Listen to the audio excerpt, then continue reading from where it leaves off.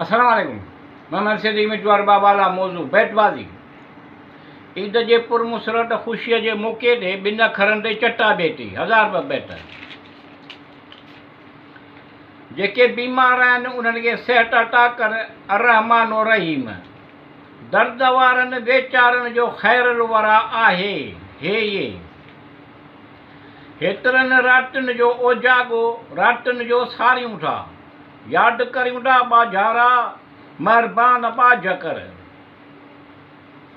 तोखे सभु मालूम आहे जो जी मुवाव जो हर पड़लाव पाछूले जो सिज पाछा विच ॾींहं जो उस में कॾहिं ठॾा कॾहिं तेज़ झक झोले जो बाज कर बाजारा रे अलफ़।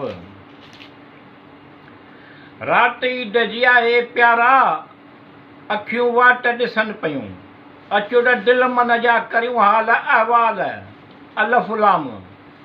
अलाह ईद ते उन्हनि सॼणनि खे आणे जो दिलि मन ख़ुशि थिए अचनि त विराईंदुसि खीर खंडु इहा कई में बास अलफ़सीन। 80 माण्हू हालनि जा दरिया जे भर जा ॾखणो थो लॻे गे गेरे अखि पई निकिरे ॼण गर्मी त कहिड़ी आहे। सवेर उथणु इहा सिहतमंदीअ जी निशानी आहे न। नून अलफ़ नाज़ुक ख़्याली ॾेखारी थो ईअं आहे मज़मून ताज़ो ऐं दिलकश आहे ईअं आहे हे ये। हीअ त अहिला ॻाल्हि आहे हिमथाइणु आसूदो करणु कोशिशि करणु नामुमकिन खे करणु मुमकिन काफ़ नून। किन शफ़क़त ज़ाहिर थिए थी नेकी करणु दुआ करणु वधे नेक मक़सद पुॼण जो जी मुवाव जो सद ठही त सुण त पवनि सुध ख़्यालु तुंहिंजो तुंहिंजी सोच मर्ज़ी आहे हे ये। हीअ त आहे सार संभाल सभिनी जी कबी ईद ते सभिनी खे ईद जे ख़ुशियुनि में सभई गॾु ईद मुबारकूं वाह नून। वहिंवार जॾहिं निगाह करम तो कयो ग़ैर मामूली तौरु बासलाहियत सां अलफ़ नून। उन राह ते उन मोड़ ते गॾु हलण वारा सदके उन कसमनि वाइदनि प्यार जे जी मुए। जे तोखे लॻे थो त मुंहिंजो आहीं पर मुंहिंजो कोन आहीं मोहबत करण वारी दिलि बि मोहबत घुरंदी आहे हे ये। ही ॿुध भलाई ऐं बुराई हिकु जहिड़ा कोन आहिनि सचो ऐं कूड़ो बराबरि कोन आहिनि हे नून।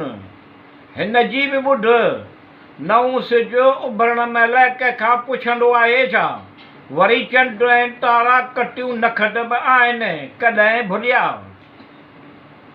ये अलफ़।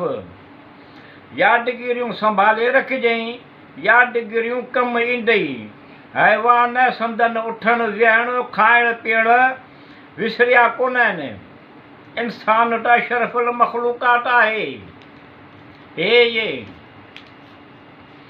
ही सभु तुंहिंजूं महिरबानियूं आहिनि अची बि कोन थो अची मिल प्यार मोहबत सां ईद ते अचु अलफ़ चए अची मिल ईद ते प्यार मोहबत सां दुआ सलाम।